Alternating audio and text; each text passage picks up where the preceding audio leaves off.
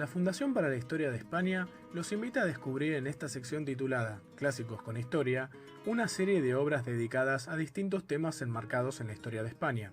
En cada entrega, distintos historiadores e historiadoras de nuestro país y el extranjero nos presentarán libros que, en su opinión y quehacer diario, son imprescindibles y se han convertido en clásicos.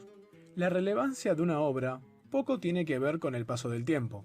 Su valor se encuentra en la capacidad de suscitar más interrogantes que los que ella pueda responder. Esperamos que disfruten de este recorrido, porque como dijo Adolfo Bioy Casares, el recuerdo que deja un libro a veces es más importante que el libro en sí.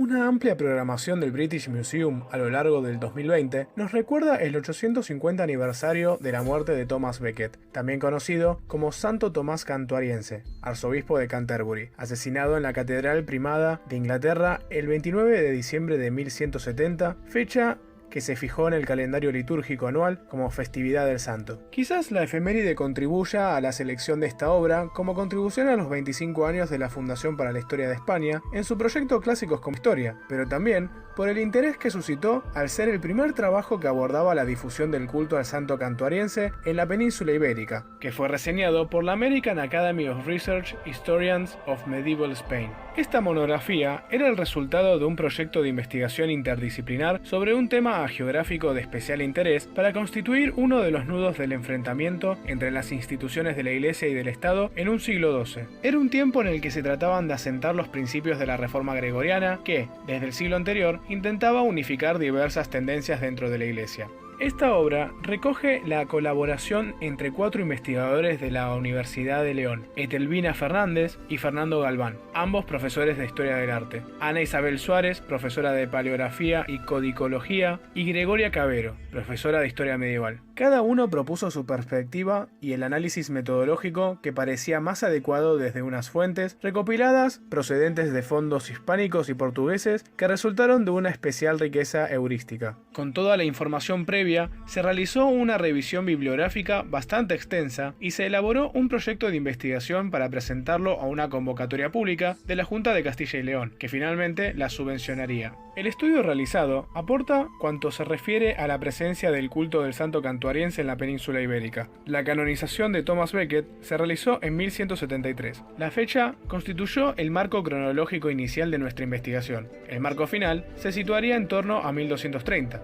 Fecha referente a la unión de los reinos de Castilla y León. Si bien en algunos casos, por necesidades de explicación de algunos hechos, se flexibilizaron los marcos temporales. Se trata por ello de una cronología de más de medio siglo que comienza en los años inmediatamente posteriores al asesinato del mártir inglés. El estudio está dividido en 3 partes. La primera, que consta de 2 capítulos, atiende, en primer lugar, a la presentación de la figura del protagonista en el ámbito inglés en el que se desarrolló su vida y el contexto europeo de su tiempo, en el que el cantuariense se movió especialmente en la última etapa de su vida como arzobispo de Canterbury. Es un capítulo introductorio que trata de contextualizar el estudio, cuyo ámbito geográfico es la península ibérica, de la que nos ocupamos en el segundo capítulo, para atender la contextualización geográfica desde 1150 hasta 1230. El análisis se ocupa de los reinos y monarcas y la situación en que cada uno de ellos se encontraba. Uno y otro capítulo responden a esta intención de contextualizar e introducir. La segunda parte está destinada a presentar y estudiar las diversas fuentes, todo el material relacionado con Becket que pudimos reunir y que presenta especial interés para el estudio del culto cantuariense en el ámbito hispánico, documentos, fuentes artísticas y producción libraria. Así, en el capítulo tercero se atiende a los diplomas procedentes de una amplia labor heurística, especialmente de archivos, cartularios y colecciones documentales editadas. En el cuarto capítulo se analizan las obras artísticas, arquitectura, escultura, pintura y artes suntuarias con el arzobispo, y el quinto se dedica a la obra codicológica. A lo largo de estos 3 capítulos, que nunca han de entenderse como catálogo completo becketiano en el ámbito peninsular, se ha elaborado un concienzudo análisis sobre la presencia del culto a Tomás, mártir, desde Barcelona y Vicatuó, desde Avilés y Oviedo a la portuguesa y meridional Silves. Es en esta segunda parte donde se ofrece el análisis de diplomas y códices, de obras arquitectónicas y tejidos en el marco del culto a Tomás de Londres. Esto corresponde a los diferentes reinos del marco ibérico cristiano anterior a la muerte del santo y también a las tierras arrancadas a los musulmanes andalusíes en esta época. Las piezas analizadas son realmente espectaculares y han enriquecido ampliamente nuestras primeras propuestas. Seguramente, el impacto del martirio, su eclosión en la sociedad cristiana de su tiempo, la rápida difusión de su culto, fueron causas inmediatas del desarrollo artístico y documental, librario y litúrgico. Eso explica la riqueza de las fuentes a las que nos hemos acercado. En la tercera parte se procede al estudio de la proyección del culto. En primer lugar, la datación e instauración de su festividad. En segundo lugar, a la exposición de los promotores y destinatarios o la intencionalidad de la transmisión de los mensajes, de los contenidos. En ello, radica la solidez del culto a un mártir tan problemático y tan poco discutido en el eje del enfrentamiento entre poderes laico y eclesiástico y con la rapidez que desde Roma se difundió a través de canónicas y cistercienses por el occidente europeo. La cristiandad ibérica, de norte a sur y de oriente a occidente, asumió el modelo geográfico del nuevo mártir, difundió sus reliquias, las insignias y la liturgia. Creyó y participó en la peregrinación de Canterbury, lugar que ahora se incorporaba a los grandes centros de peregrinación medieval, Santo Martino de León, que visitó los santos lugares y Roma en la segunda mitad del siglo XII, pasó a su vuelta por la ciudad del mártir Becket, pocos años antes de su muerte. Quizá el mayor logro de la monografía esté en haber integrado distintas perspectivas e interrogar a las fuentes desde diversos ámbitos de estudio, desde la historia al análisis artístico y codicológico.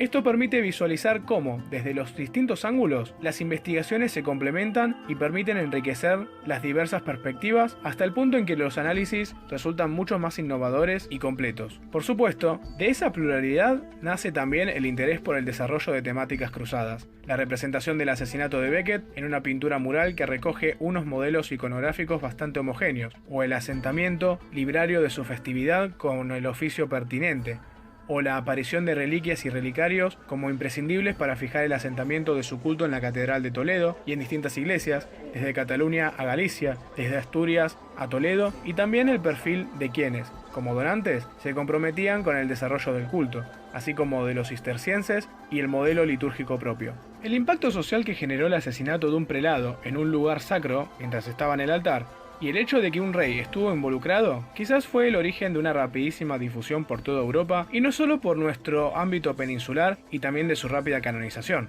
Recordemos, una vez más, que la muerte de Tomás se produjo en 1170 y en 1173 estaba canonizado. En Castilla reinaba Alfonso VIII, casado con Leonor Plantagenet, hija del monarca inglés Enrique II, a quien se culpaba de todos los males. De Canterbury, sede primada inglesa, a Toledo, sede primada hispánica, la reina castellana asumía la difusión del culto.